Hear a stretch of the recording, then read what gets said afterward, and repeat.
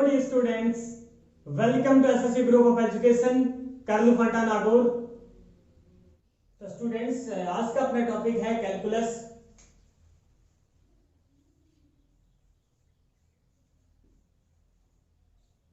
Calculus मतलब kiln, इसका मतलब अवकलन और समाकलन है।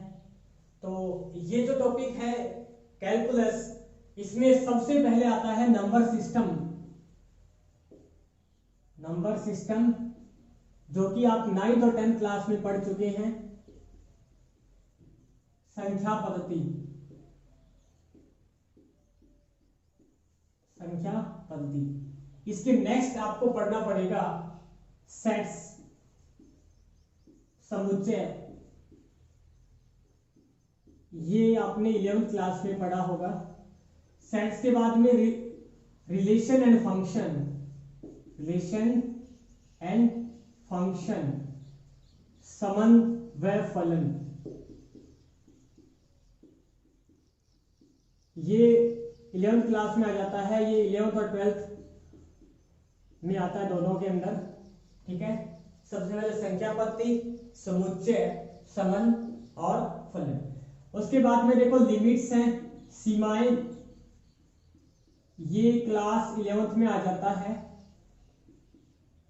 ठीक है, लिमिट्स के बाद में कॉन्टिन्यूटी एंड डिफरेंशिएबिलिटी,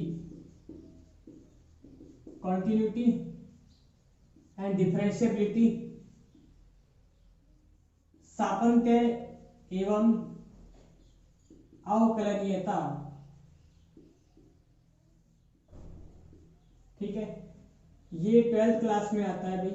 ठीक है, और उसके जस्ट बाद में टॉपिक है डिफरेंशिएशन,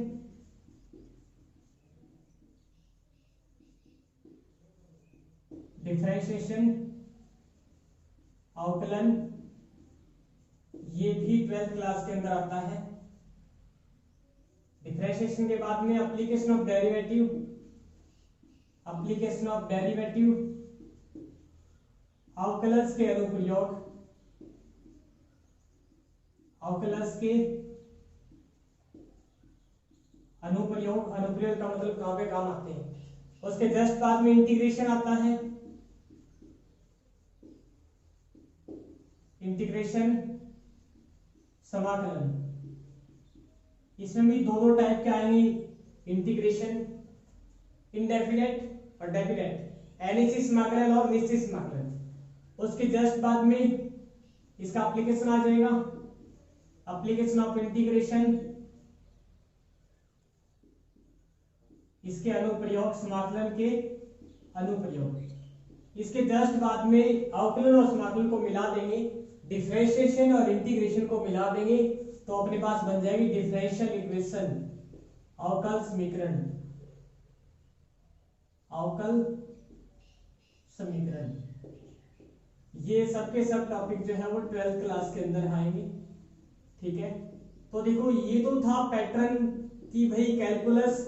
अब जैसे अपना टॉपिक ये है, अपना टॉपिक है डिफरेंशिएशन, अवकलन। ठीक है, अब मैं आपको सीधा सीधा ये सारी बातें नहीं बता करके यहाँ से उठाऊंगा तो आपको पता ही नहीं चलेगा कि कौन से टॉपिक को कब पढ़ना है। नंबर सिस्टम 9th और 10th क्लास में पढ़ चुके हैं। सेट्स 11th क्लास में आ चुका है।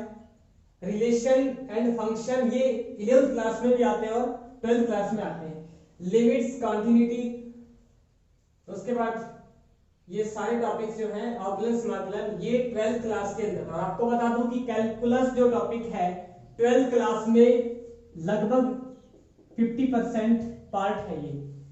ठीक है, तो अगर देखा जाए तो सबसे मेजर पार्ट जो अपने मैथमेटिक्स में वो है कैलकुलस। ठीक है, तो अपन ने लिमिट्स, कॉन्टिन्यूटी ये तो आपने पढ़ लिया था। तो अभी आज का अपना टॉपिक है, इस लेक्चर में अपन पढ़ेंगे डिफरेंशिएशन के बारे में। ठीक है, तो ये तो रूल आपके समझ में आ गए होंगे चैन। ठीक है, डिफरेंशिएशन पढ़ेंगे तो अपने अभी हेडिंग है डिफरेंशिएशन। डिफरेंशियल कैलकुलस, अवकलन गणित।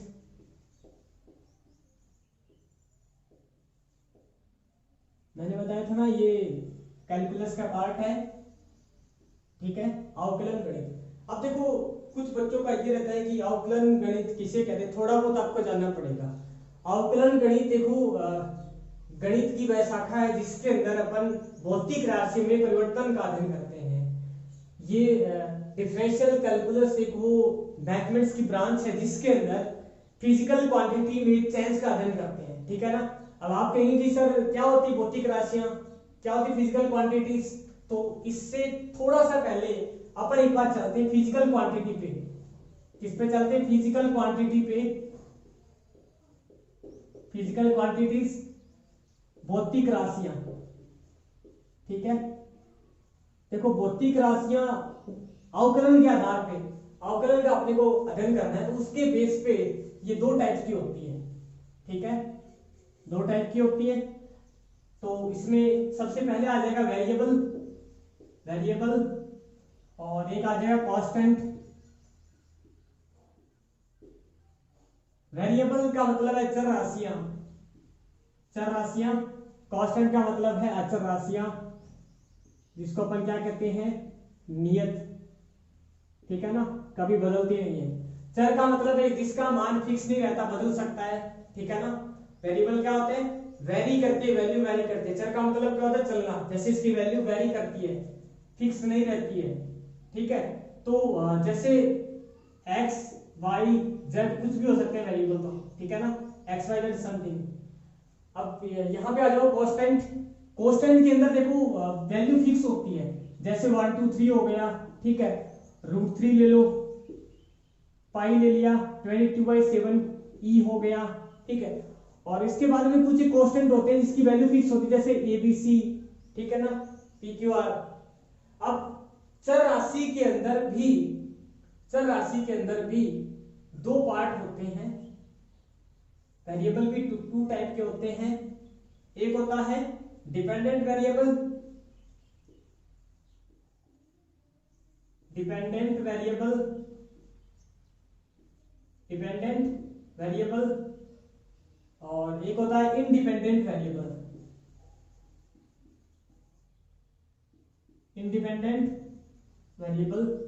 इसको हिंदी में बोलते हैं, एक होता है स्वतंत्र चर, ठीक है, और एक होता है आश्रित चर। स्वतंत्र चर और एक होता है आश्रित चर। अब इंडिपेंडेंट वेरिएबल, डिपेंडेंट वेरिएबल को एग्जांपल से समझो आप। जैसे कोई भी फलन होता है, फंक्शन अपने पास में, ठीक है भी, फंक्शन क्या लेते हैं? y = f of x। लगभग लगभग अपन फंक्शन को y = f x लेते हैं। आगे जैसे x = f of y भी आ जाएगा, वो आपको बता दिया जाएगा उस वक्त, ठीक है ना। अब थोड़ा सा ध्यान ये दो कि y = f of x है, ठीक है। इसके अंदर x क्या है? इंडिपेंडेंट वेरिएबल है। x क्या यहाँ पे? इंडिपेंडेंट वेरिएबल है, और y यहाँ पे क्या है? डिपेंडेंट वेरिएबल है। और वो किस पे डिपेंड करता है? x पे डिपेंड करेगा। x यहाँ पे क्या है? स्वतंत्र चर है। y यहाँ पे आश्रित चर है। किस पे आश्रित रहता है? x पे आश्रित रहता है। जैसे एग्जांपल देखो, y = मैंने sin x ले लिया, ठीक है, y = √1 + x² ले लिया। अब इस फलन के अंदर x यहाँ पे स्वतंत्र चर है, y यहाँ पे आश्रित चर है, जो किस पे डिपेंड कर रहा है? x पे डिपेंड कर रहा है, ठीक है ना। ये आपको ध्यान में रखना है। अब अपन बात करते हैं कांस्टेंट की, ठीक है। कुछ टाइप के कांस्टेंट यहां मैंने लिख रखे हैं, कुछ टाइप के कांस्टेंट यहां भी हैं। तो ये भी दो टाइप के होते हैं। एक तो होता है एब्सोल्यूट,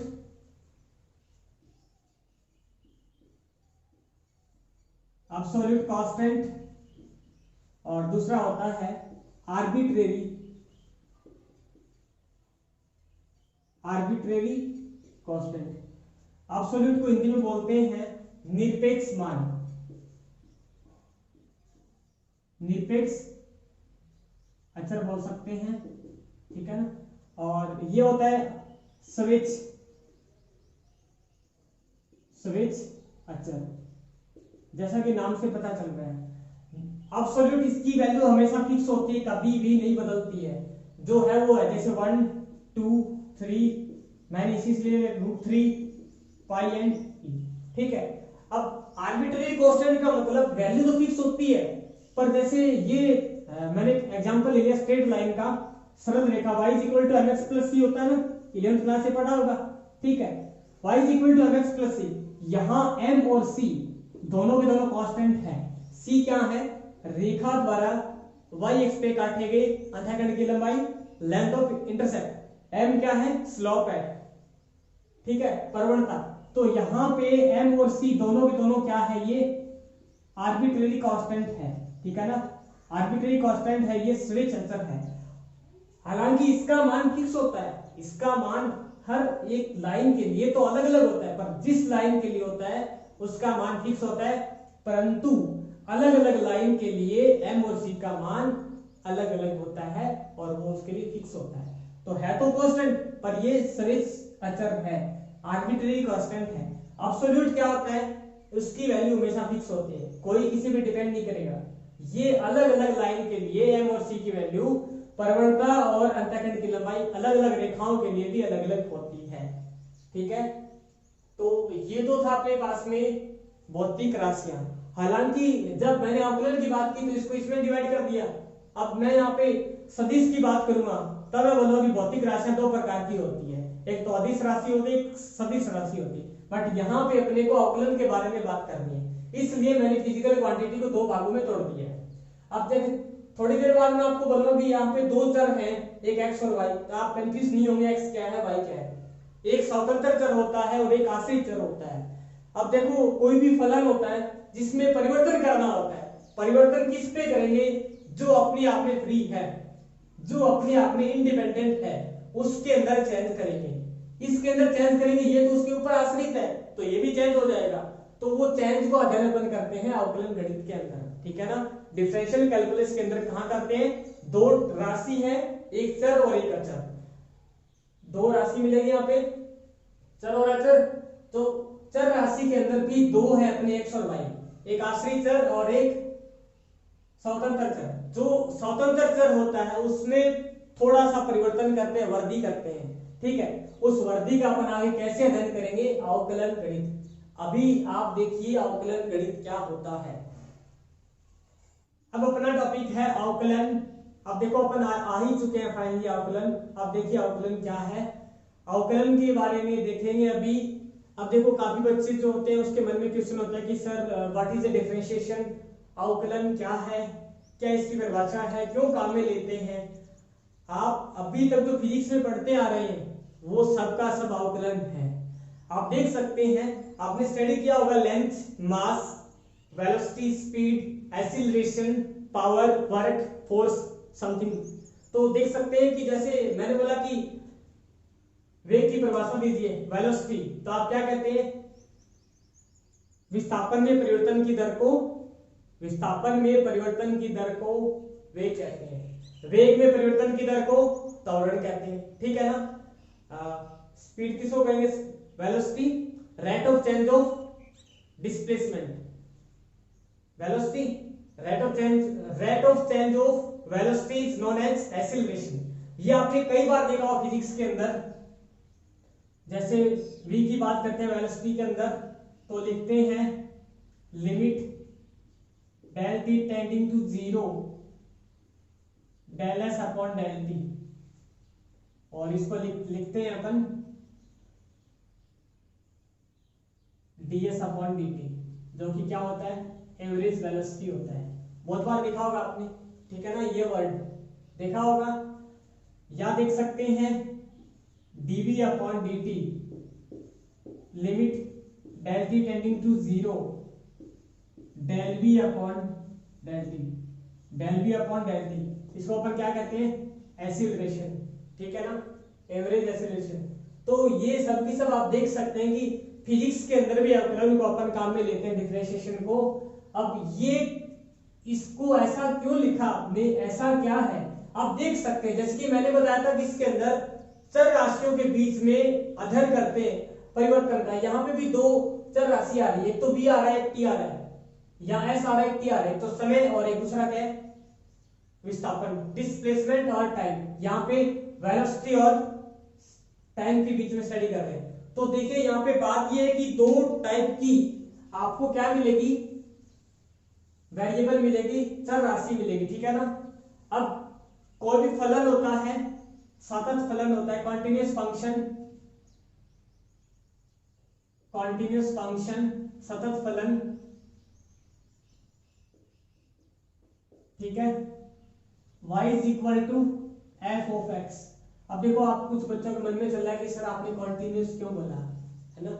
ये मैंने बताया था डिफरेंशिएबिलिटी के अंदर कि कोई भी फंक्शन हो कॉन्टिन्यूस होना चाहिए, उसके बाद में ही उसकी डिफरेंशिएबिलिटी अवकलनीयता का परीक्षण करते हैं। अभी आप इस पे ध्यान दीजिए, ठीक है ना। y is equal to f of x. अभी मैंने आपको बताया था कि x और y यहां पे क्या है, x क्या है, इंडिपेंडेंट वेरिएबल है, इंडिपेंडेंट वेरिएबल है, और y क्या है, डिपेंडेंट वेरिएबल है। इसको हिंदी में क्या बोलते हैं, ये स्वतंत्र चर है और ये आश्रित चर है। ये क्या है अपने पास में, आश्रित चर है।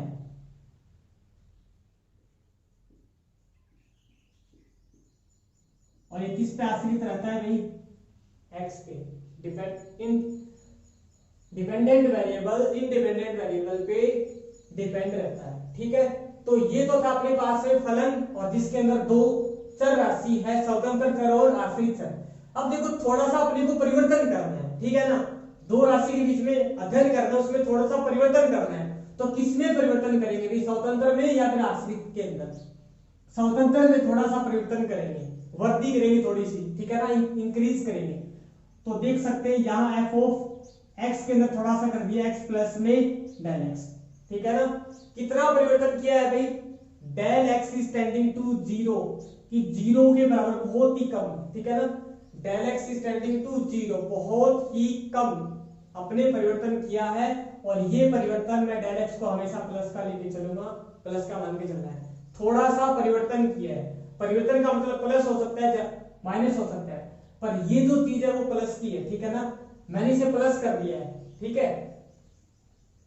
तो x में मैंने थोड़ा सा परिवर्तन किया, चेंज किया, उसकी वजह से y भी तो चेंज होगा भी। y कितना हो जाएगा, y प्लस में डेल y, लिख सकते हैं। अब अपने को ये चेंज कितना हुआ वही तो पता लगाना है, तो उसको आपने लिख दिया एफ ऑफ एक्स प्लस में डेल एक्स। ये y है, उस साइड माइनस का हो गया, और y की वैल्यू कितनी है, y की वैल्यू कितनी है, एफ ऑफ एक्स। दो चर राशि थी, ठीक है। एक में थोड़ा सा परिवर्तन किया, एक में परिवर्तन करने की वजह से दूसरी चर राशि में कितना परिवर्तन आया, डेल वाई। और आपको बता दूं कि यहां जब आपने इसके अंदर थोड़ा सा परिवर्तन किया था, तो इसके अंदर भी थोड़ा सा परिवर्तन होगा। ये दोनों की दोनों लिमिट्स अपन कभी भी काम में ले सकते हैं। Del x is tending to zero, then del y also is tending to zero, ठीक है, अपन काम में लेंगे। लिमिट्स में आपको ये बात मैंने बताई होगी। तो देखिए, दो चर राशि थे, इसमें एक में थोड़ा सा आपने परिवर्तन किया, उसकी वजह से जो उस पर डिपेंड कर रही है, आश्रित है, उसमें परिवर्तन होगा, कितना होगा, डेल वाई। अब डेल वाई तो आ गया, दो चर राशि है, एक में परिवर्तन किया, उसकी वजह से दूसरी चर राशि में परिवर्तन आया। कितना परिवर्तन आया, डेल वाई आया। किससे तुलना करेंगे, किससे तुलना करेंगे, जिसमें आपने परिवर्तन किया उससे कंपैरिजन करनी पड़ेगी ना, अभी कंपैरिजन तो करनी पड़ेगी। Del y is equal to f of x plus del x minus f of x. तो ये जो डेल वाई था, किससे कंपैरिजन करेंगे भी इसका अपन, डेल एक्स से। तो मैंने क्या कर दिया, कंपैरिजन करने के लिए डेल एक्स से डिवाइड कर दिया, ठीक है, तुलना करने के लिए डेल एक्स से भाग दे दिया है। अब देखो, अपने को ये पता है, इसको मैंने एकदम सेम लिख दिया, del y upon del x is equal to f of x plus del x minus f of x upon del x. और मैंने बताया भी था कि ये इसमें डेल एक्स जो आप इसमें चेंज कर रहे हो, ये अप्रोक्सीमेशन कितना है, जीरो के बराबर, जीरो के इक्वल नहीं है, बहुत ही कम चेंज किया है, टेंडिंग टू जीरो, जीरो के आसपास कोई वैल्यू है। और आपने दोनों साइड लिमिट लगा दी है, limits del x is tending to zero, limits del x is tending to zero. अगर यहाँ किसी फंक्शन के अंदर अपने को del y is equal to tending to zero करने की आवश्यकता पड़ी तो अपन ले सकते हैं, बट मैंने दोनों साइड सेम लिमिट रख ली है। अब यहां तक बात समझ में आ गई होगी, दो चर राशि थे, एक में परिवर्तन किया, उसकी वजह से दूसरे में कुछ ना कुछ परिवर्तन हुआ, वो डेल वाई था। कंपैरिजन कर दिया पहले वाली से, ये अपनी लिमिट लगा दी और अब ये बन गया है, यहां तक समझ में आ गई बात। इसको क्या बोलते हैं? Differential coefficient. डिफरेंशियल कॉफिशिएंट बोलते हैं, हिंदी में अवकल गुणांक, ठीक है ना, अवकल गुणांक।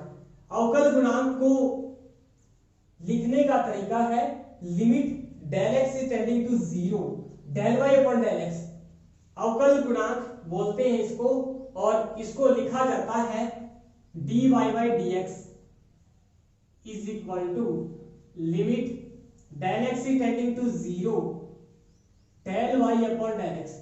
इसको क्या बोलते हैं भाई? अवकल गुणांक बोलते हैं, डिफरेंशियल कॉफिशिएंट, जिसको लिखने का तरीका dy बाई डी एक्स लिखा जाता है। तो फाइनली अपने पास में क्या बन जाएगा? dy by d x is equal to dy by d x is equal to limit del x is tending to zero f of x plus del x minus f of x upon में del x.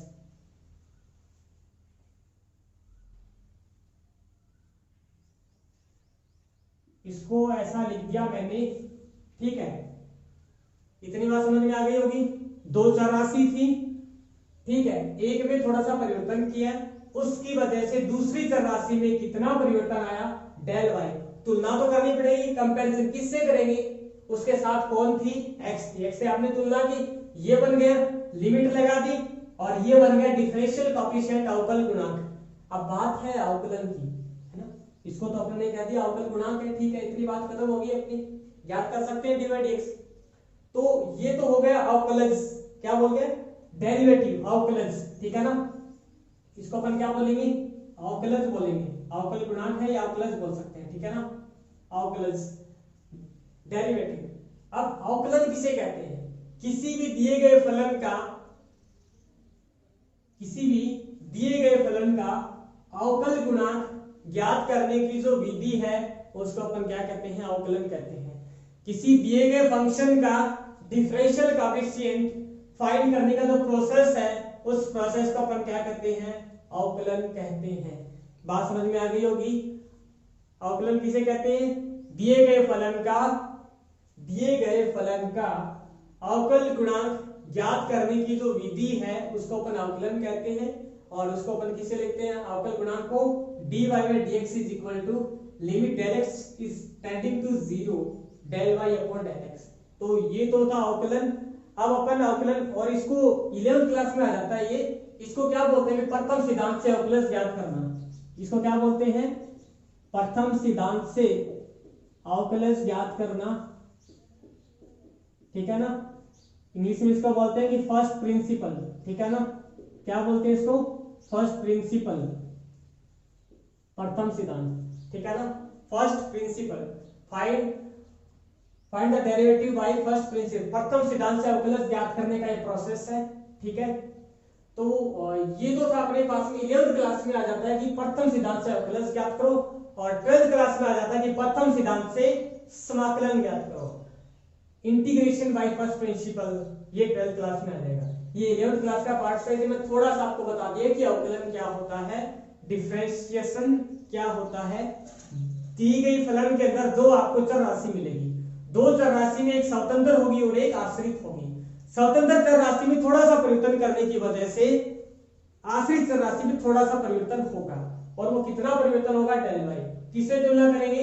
Del x. तो अपन कह सकते हैं कि अवकलन क्या है? दिए गए फलन में अवकल गुणांक ज्ञात करने की जो विधि है उसको अपन अवकलन कहते हैं, ठीक है। समझ में आ गई कि अच्छी बात है ये। अब इसके बाद अपन अवकलन के कुछ एक सूत्र हैं। हाँ, आप प्रथम सिद्धांत से सभी का अवकलन ज्ञात कर सकते हैं, ये 11th क्लास में आ चुका है, ठीक है ना। आप आराम से लिख करके ज्ञात कर सकते हैं, जैसे y is equal to sine x हो गया, ठीक है। आप यहां से dy बाई dx ज्ञात करेंगे तो आपको मिल जाएगा cos x, ठीक है ना। ये 11th क्लास के अंदर आ चुका है। 12th क्लास में ऐसा कुछ नहीं बताऊंगा मैं, डायरेक्ट अपन फॉर्मूले काम में लेंगे, ठीक है ना। आप किसी भी टाइप का फंक्शन लेकर के आइए जिसका डेरिवेटिव अपन फाइंड आउट कर सकते हैं प्रथम सिद्धांत से। और 12th क्लास में डायरेक्ट आपको मैं फॉर्मूले लिखा। अब अपने को डिफरेंशिएशन के सारे फॉर्मूले रीड करने हैं। तो देखो सबसे पहले d upon d x, d upon d y, d upon d z, इसका क्या मतलब होता है? D upon d x, x के सापेक्ष अवकलन, एक्स के सापेक्ष अवकलन, d upon d y, y के सापेक्ष अवकलन, d upon d z, y z के सापेक्ष अवकलन। ठीक है ना। डी अपॉन डी इसका मतलब क्या है? Differentiation with respect to x, differentiation with respect to y, differentiation with respect to z. अगर मैंने यहाँ पे डी अपॉन डी पी ले लिया है तो इसका क्या मतलब होगा? Differentiation with respect to t. और आपको बता दूं यहाँ पे x क्या है? इंडिपेंडेंट वेरिएबल है, स्वतंत्र चर है। यहाँ पे y क्या है? स्वतंत्र चर है। z क्या यहाँ पे स्वतंत्र चर है। ठीक है ना। अब कुछ बच्चों कहेंगे sir d upon d x y, d y by d x का मतलब क्या होता है? D upon d x y, y का x के सापेक्ष अवकलन। ठीक है ना। y का x के सापेक्ष अवकलन, इसका मतलब हो गया differentiation of y with respect to x, y का x के सापेक्ष अवकलन। ठीक है ना। अब एक बार ये भी तो आ जाता ना कि dx अपॉन dy, x का y के सापेक्ष अवकलन, differentiation of x with respect to y, x का y के सापेक्ष अवकलन। तो आपको अभी इतनी बात ध्यान में रखनी है, धीरे धीरे आगे आती रहेगी, आपको बताते रहेंगे, बार बार आपको बताते रहेंगे तो याद भी हो जाएगी। इतनी बात ध्यान में रखो। डी अपॉन डी का मतलब क्या है? एक्स के सापेक्ष अवकलन करने पे। जैसे कोई भी फलन होता है y is equal to f of x, उसको अपन dy बाई dx भी लिख सकते हैं।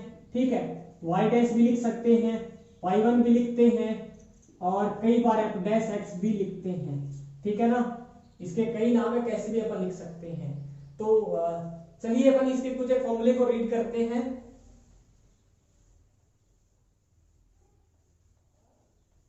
तो सबसे पहले कांस्टेंट तो मैंने आपको बताया था फिजिकल क्वांटिटी के अंदर d अपॉन डी एक्स, इसका क्या मतलब है? x के सापेक्ष अवकलन, derivative with respect to x। अगर यहाँ पे कोई भी कांस्टेंट होता है, कोई भी अचर राशि होती है, उसका अवकलन हमेशा डिफरेंशिएशन हमेशा जीरो होता है। ठीक है ना। उसका डिफरेंशिएशन हमेशा जीरो होता है। चाहे आप ऐसा रखो d अपॉन डी एक्स 5 हो गया, उसका जीरो हो जाएगा। d upon d x log 5 हो गया, उसका भी जीरो। d upon d x sine 5 degree हो गया, उसका भी जीरो। मतलब ये सब के सब क्या है? कांस्टेंट है। ठीक है ना। तो d upon d x 5 power 7 लिख दिया मैंने। कांस्टेंट की पावर कांस्टेंट हमेशा कांस्टेंट होता है, ध्यान में रखना। ठीक है ना। ये चार टाइप के आएंगे अपने पास में, है ना। चर, अचर की घात, ऐसे 4 टाइप के आएंगे। सेकंड देखो d upon d x c into में f ऑफ x। c ये क्या है? कुछ अपने पास में ये c क्या है? कुछ कांस्टेंट है, तो इसको लिखा जा सकता है c इंटू में d अपॉन में dx f ऑफ x। ध्यान में रखना है, अगर केवल कांस्टेंट है उसका डेरिवेटिव जीरो होगा। कांस्टेंट अगर किसी फंक्शन के साथ मल्टीप्लाई में है, ओनली वन फंक्शन के साथ मल्टीप्लाई है, उसको बाहर निकाल दिया और फंक्शन का क्या कर दिया आपने? डेरिवेटिव कर दिया। Complete where c is any constant. c क्या यहाँ पे एनी कांस्टेंट है, एक नियत राशि है। ठीक है ना। एक नियतांक है, एक अचर राशि है।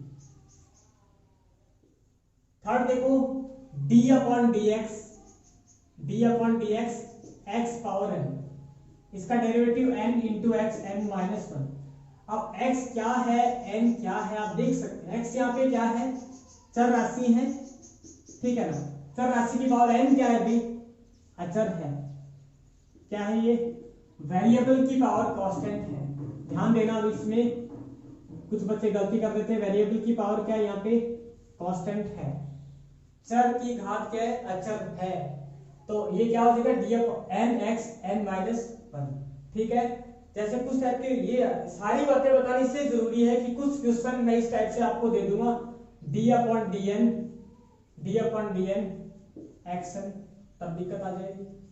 ठीक है, d upon d x action, या फिर d upon d x n power x, d upon d n n power x, तो थोड़ी सी दिक्कत आ जाएगी। तो ये सारे के सारे डाउट्स क्लियर करने हैं, तो ये बात आपको ध्यान में रखनी है।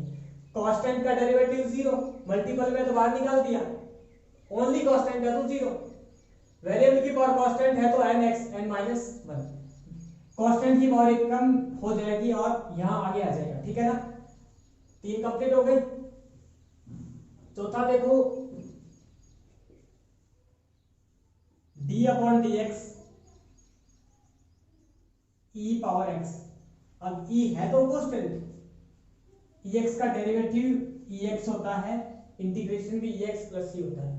तो आप मुझे ये बताइए अब ई क्या है, लिमिट्स के अंदर आपने काम में लिया था ई, अब इसकी वैल्यू क्या है, चर घातांकी गुणांक होता है ये क्या होता है, एक्सपोनेंशियल कांस्टेंट होता है, चर घातांकी गुणांक होता है, ये चर घातांकी गुणांक होता है। ये छोटी छोटी बातें आप भूल मत जाया करो।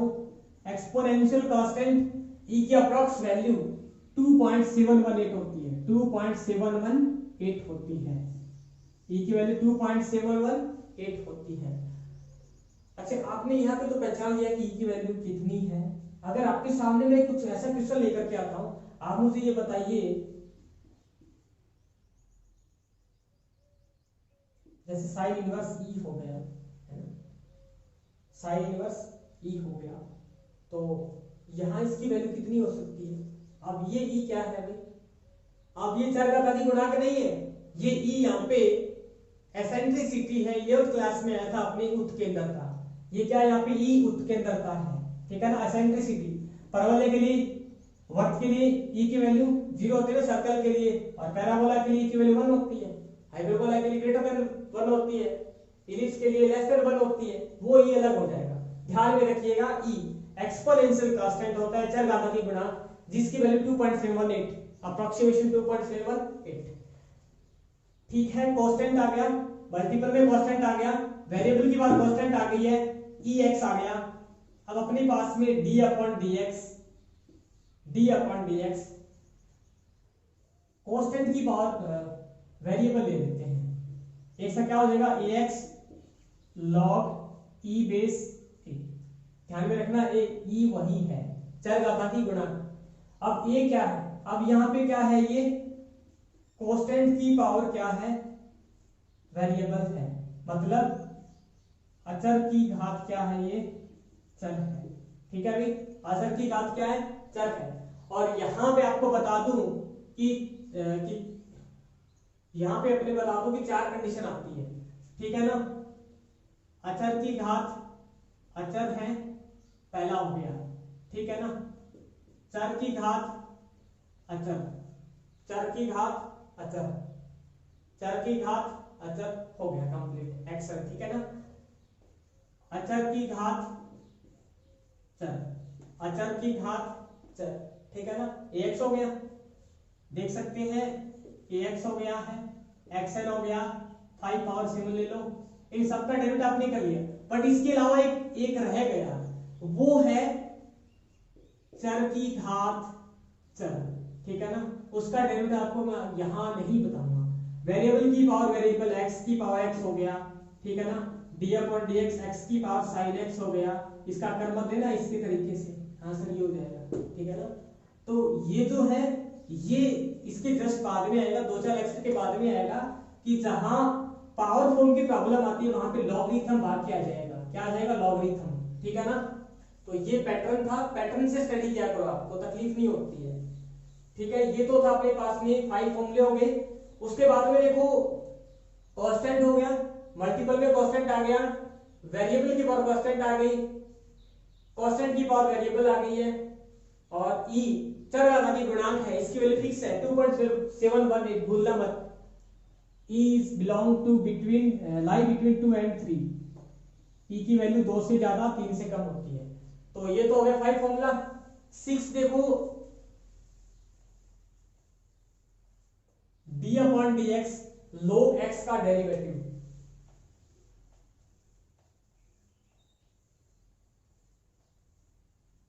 D upon d x log ई बेस एक्स, लॉग ई बेस एक्स का डेरिवेटिव 1 अपॉन एक्स। ठीक है, ये तो अच्छी बात है, लॉग एक्स का डेरिवेटिव 1 अपॉन एक्स होता है। पर एग्जाम में क्वेश्चन आते हैं d upon d x log 7 base x, ठीक है, d upon d x log x base 7, ठीक है। तो इस टाइप के जो क्वेश्चन है जिसमें देखो बेस है नहीं, इंटीग्रेशन और डिफरेंशिएशन में लॉग अगर अपन काम में लेते हैं तो वहां बेस ई होना जरूरी है। ई क्या है? एक्सपोनेंशियल कांस्टेंट है, चरघातांकी गुणांक जिसकी वैल्यू 2.78 होती है, ठीक है।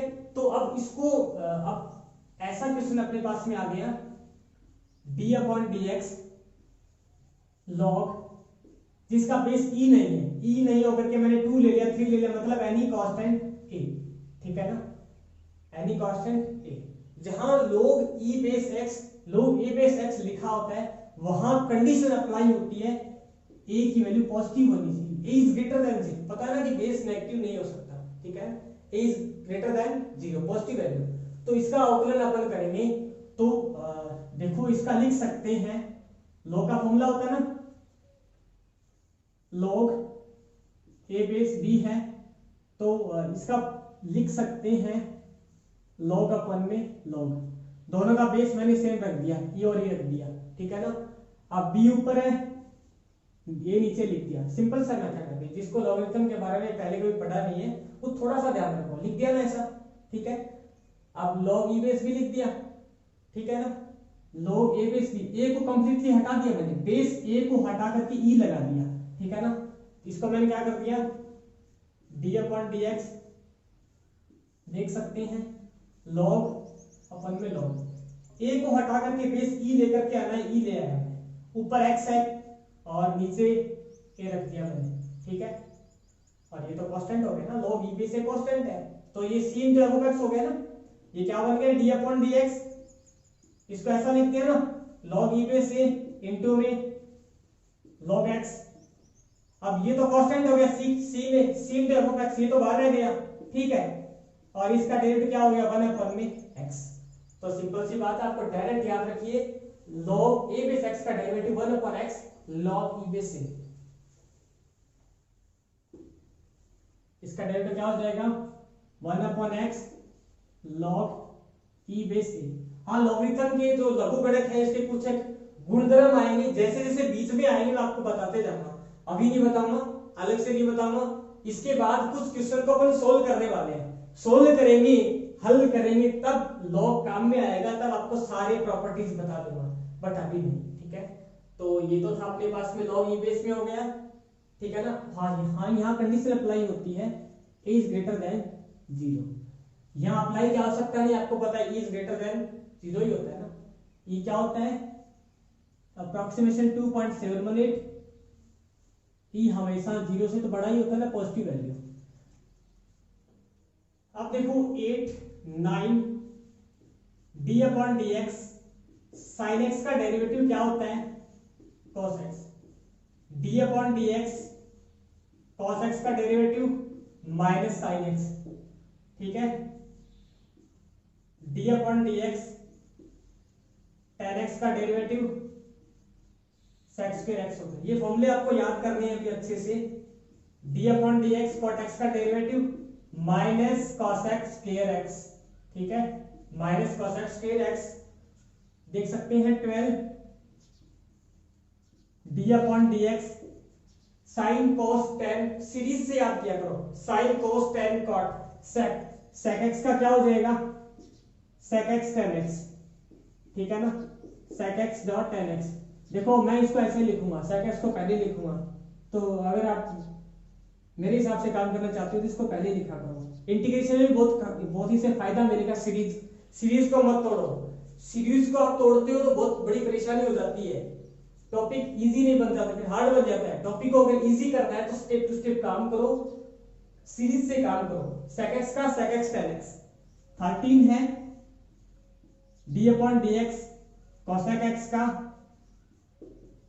Minus cosec x cot x minus cosec x dot cot x. 13 complete हो गए थे। 14 है, 14, 15, 16 को सीरीज से याद रखने हैं। D upon d x sine inverse x, d upon d x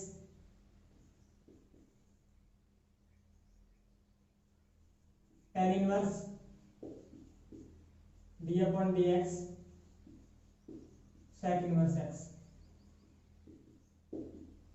इसके साथ ही 14, 15, 16, 17, 18 और 19 d upon d x cos inverse x, d upon d x tan आ गया तो cot inverse d upon d x cosec inverse x. बस यहाँ पे इतना ध्यान रखना, माइनस आ जाएगा और यहाँ पे तीनों प्लस होते हैं। D upon d x sine inverse x का derivative 1 upon root of 1 minus x square, ठीक है। tan इनवर्स एक्स का 1 upon 1 plus x square, sec inverse x का 1 upon x root of x square minus 1, ठीक है।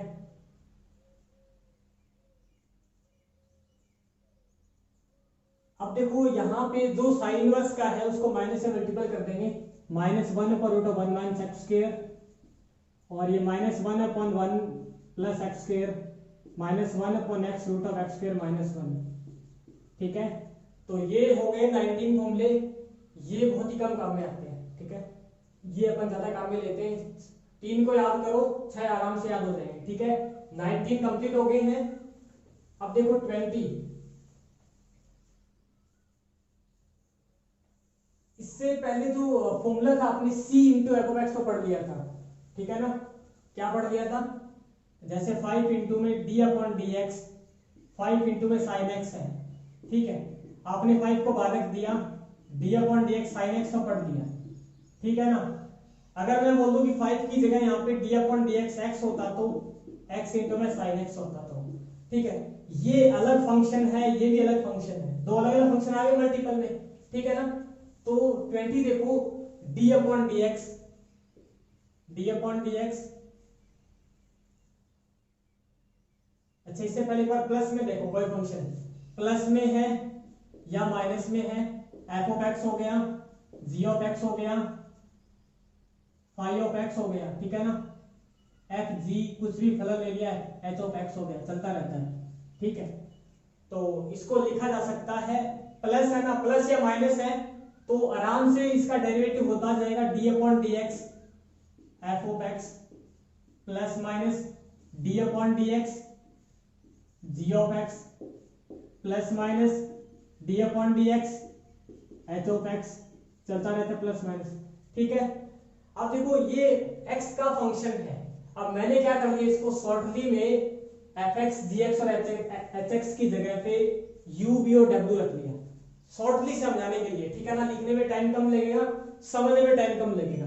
कोई function u plus minus v plus minus w plus minus चलता रहता है, तो इसका डेरिवेटिव क्या हो जाएगा, d upon d x you, d upon d x v plus minus d upon d x w, कैसे भी बोल सकते हैं, du अपॉन dx भी बोल सकते हैं, d अपॉन dx u भी बोल सकते हैं।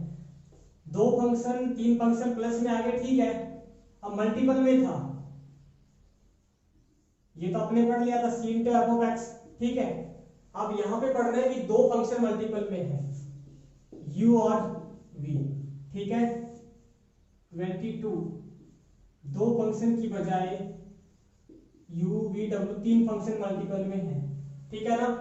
जितने फंक्शन यहां मल्टीपल में है उतनी बार क्या हो जाएगा, d अपॉन डी एक्स हो जाएगा, ठीक है। d अपॉन में dx हो जाएगा, 3 है तो क्या हो जाएगा, d अपॉन में dx हो जाएगा प्लस d अपॉन में dx हो जाएगा प्लस d अपॉन में dx हो जाएगा। जितने फंक्शन मल्टीपल में है उतने टाइम हो जाएगा, ठीक है ना। अब देखो बात ये है कि दो फंक्शन मल्टीपल में है तो एक बार u का डेरिवेटिव करेंगे और एक बार v का डेरिवेटिव करेंगे, u का डेरिवेटिव करेंगे तो सब बाहर हो जाएंगे, u को छोड़ दो बाकी सब बाहर, v का करेंगे तो v को छोड़ दो बाकी सब बाहर, ठीक है। तो क्या आपको डायरेक्ट याद रखना है d upon dx u into v, u dv upon dx, u dv upon dx plus v du upon dx। अब अपन इसकी बात कर रहे हैं तीन फंक्शन मल्टीपल में, तो अपन क्या क्या लिख देंगे, du upon dx, dv upon dx, dw upon dx। u का डेरिवेटिव करेंगे तो v और w बाहर हो जाएंगे, v का डेरिवेटिव करेंगे तो u और w बाहर हो जाएंगे, w का करेंगे तो u और v बाहर हो जाएंगे। ये तो तीन है, भले कितने भी यहाँ मल्टीपल में है, चार है तो चार बार इसका डेरिवेटिव प्लस में जाएगा, ठीक है। ये तो था 23, देखो d upon dx u upon में v। अगर दो फंक्शन डिवाइडेशन में है तो सिंपल सा मेथड है, नीचे जो फंक्शन है उसका क्या कर देंगे, स्क्वायर कर देंगे, ठीक है भाई। d upon dx u upon v, 1 upon में v स्क्वायर। अब नीचे जो फंक्शन है उसको मैंने ऊपर लिख लिया v, और ऊपर वाले फंक्शन का वन टाइम डेरिवेटिव, ठीक है भाई, 1 upon v square v du upon dx minus u dv upon में dx। ये फॉर्मूले में इसको कई बार आप लिखो तो आपको याद हो जाएंगे। ये हो गए 23 हो गए हैं, एक दो कुछ और आते हैं 24, जिसको अपन कुछ फलन के फलन होते हैं, ठीक है भाई, फंक्शन और फंक्शन होते हैं चैन रूल, देख सकते हैं, इसको अपन बोलते हैं चैन रूल, जिसको हिंदी में क्या बोलते हैं, श्रृंखला नियम, ठीक है ना, श्रृंखला नियम। जैसे जैसे काम में आते हैं वैसे आपको भी बताते जाएंगे। तो चैन रूल है dy by dx,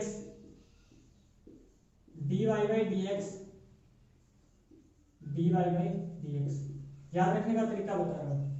अब देखो कई बार क्या है कि जैसे इस टाइप के क्वेश्चन आ जाते हैं, d upon dx sin x आप आराम से कर सकते हैं, ठीक है ना, एक ही फंक्शन है ये। अब देखो दो फंक्शन हो गए, एक तो साइन हो गया और एक एक्स स्क्वायर हो गया, दो फंक्शन हो गए तो किसी एक को u या अपन v लेट करते हैं। तो एक फंक्शन है कोई दिक्कत नहीं, एक से ज्यादा फंक्शन है तब आपको चैन रूल लगाना है। कब अप्लाई करना है, जब फंक्शन एक से ज्यादा है। तो d अपॉन dx है उसको लिखा जा सकता है इस टाइप से, d अपॉन में dx, ठीक है। एक नया फंक्शन अगर दो फंक्शन है तो मैंने u में तोड़ दिया, du और du, इसे काट मत देना, ठीक है ना, ऐसे काट मत देना। dy by du dot du upon dx इसको लिखा जा सकता है। जैसे दो, एक ले लिया आपने u, एक और लेना है तो dy बाय dx, ठीक है। तो एक तो मैंने u ले लिया, ठीक है, और एक मैंने v ले लिया, इसको लिख दिया, ठीक है। आपने कहा कि एक और लेना है, dy बाय dx, एक बार मैंने u ले लिया, ठीक है, u, ठीक है, एक बार मैंने v ले लिया dv, और एक बार मैंने w ले लिया। तो ये है चैन रूल, आप इसको याद रख सकते हैं। तो ये डिफरेंशिएशन का अपना फर्स्ट लेक्चर था, उसमें काफी आपने कंसेप्ट पढ़ी है, बेसिक पढ़ा है। और एक बार फिर बोल रहा हूँ कि जो बच्चे हिंदी मीडियम के हैं वो इस बात को इश्यू लाना है कि सर इंग्लिश में करवाते हैं, मैथमेटिक्स में कोई मीडियम नहीं होता है। आप ध्यान दें, समझने पे ध्यान दें, बस सेकंड लेक्चर में इस पे क्वेश्चन करेंगे अपन।